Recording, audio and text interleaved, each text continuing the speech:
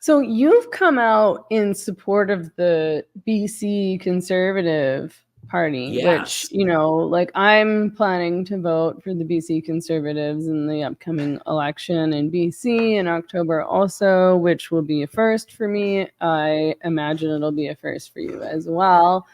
Um, I mean, I want to know how you came to support the BC Conservatives, but also why, because I have talked to other leftist women in BC that I know through the feminist movement. So, like old school leftists, old school feminists from Vancouver who still bristle at the idea of, they would say aligning with the BC Conservatives. We had the representative for Victoria, I believe, for the BC Conservatives speak just in the audience, not on our panel at one of our events in Victoria recently. I talked with him over the phone. I quite like him. He's a nice guy. And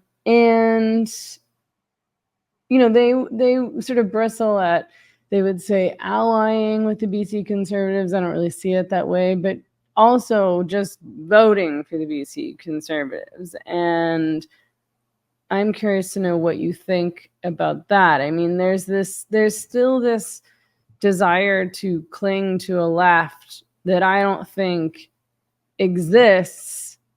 But also, that left doesn't want them. The left doesn't want us. The left isn't doing anything good for me or for you or for these women, but they're also not doing anything good for women or working class people, which is always why I voted for the left in the first place, is because I thought that they were, supporting working class people, supporting women. I thought that they were doing things that were important to me, that I cared about. That, you vote for, this is how I see voting. In any case, you vote for the candidate that best represents your interests, and they don't represent my interests anymore, so I'm not going to vote for them.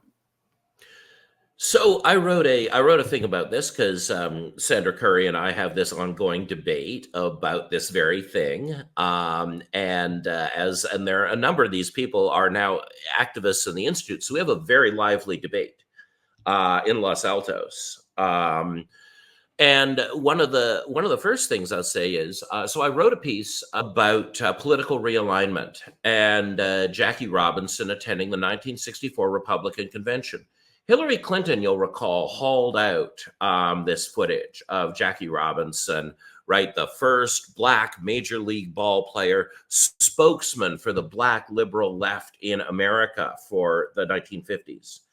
And in 1964, he's at the Republican Convention, absolutely horrified that the Republicans are going to nominate Barry Goldwater, who voted against the Civil Rights Act, as their presidential candidate, and how one of their guest speakers is Strom Thurmond, the former Democratic senator who crossed to the Republicans so he could continue supporting segregation. And Jackie Robinson is like, but this is the party of Lincoln. This is the party of Black America.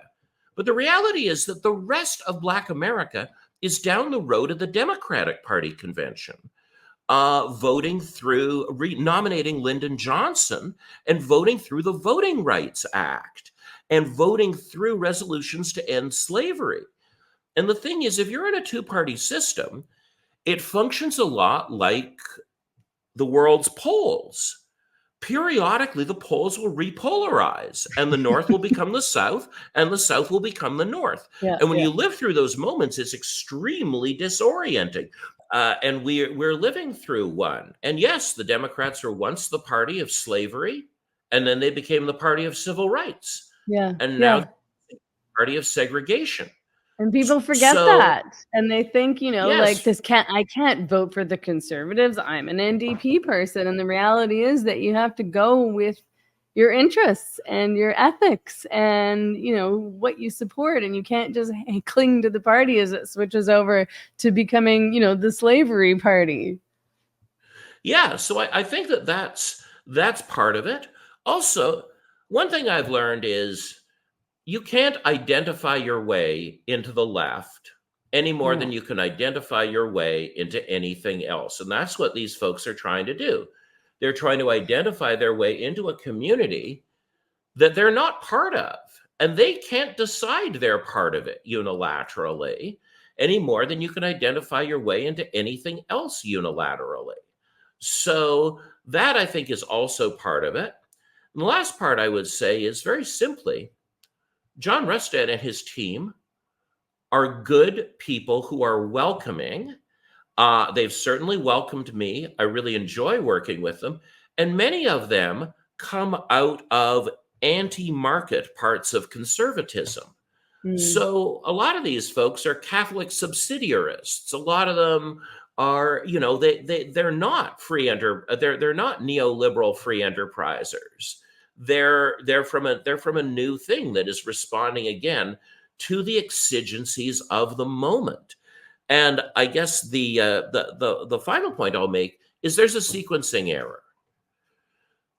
What's on the line in this election is the ability of political dissidents to have jobs, the ability of political dissidents to be under the protection of the law, the ability of political dissidents to enjoy freedom of speech.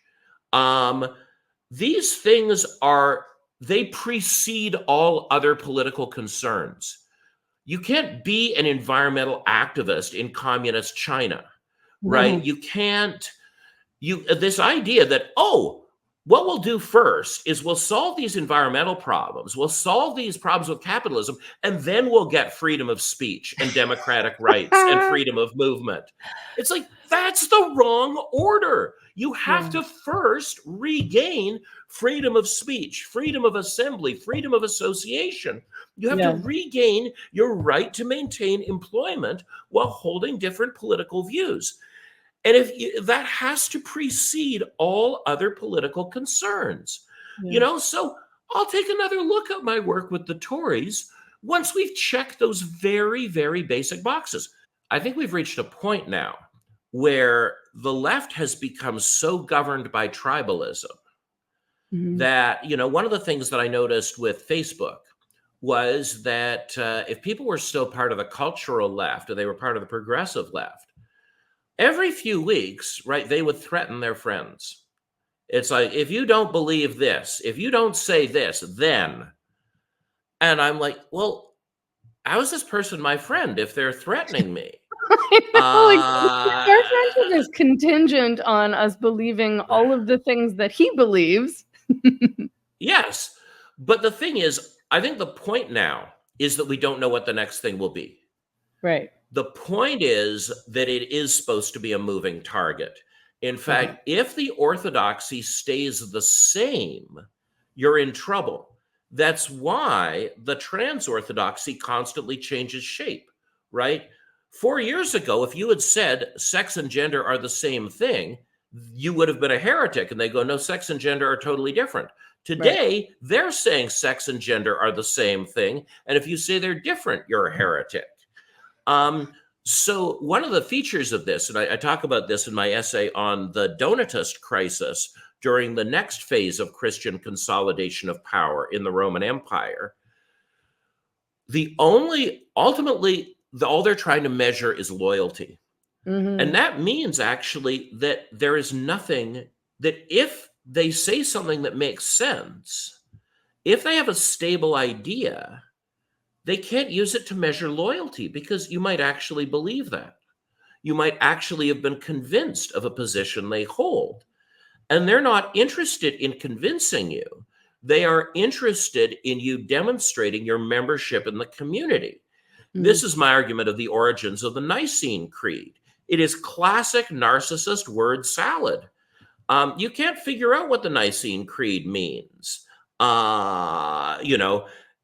Jesus is eternally begotten of the Father. There's no way to parse eternally begotten of the Father because it is grammatically correct, but in the Chomskyan sense, it is only grammatically correct. It is still nonsense. And I've come to believe now that we've reached the point where until the fever breaks, the whole point is that you're in suspense. You have no idea which belief of yours will become impermissible tomorrow.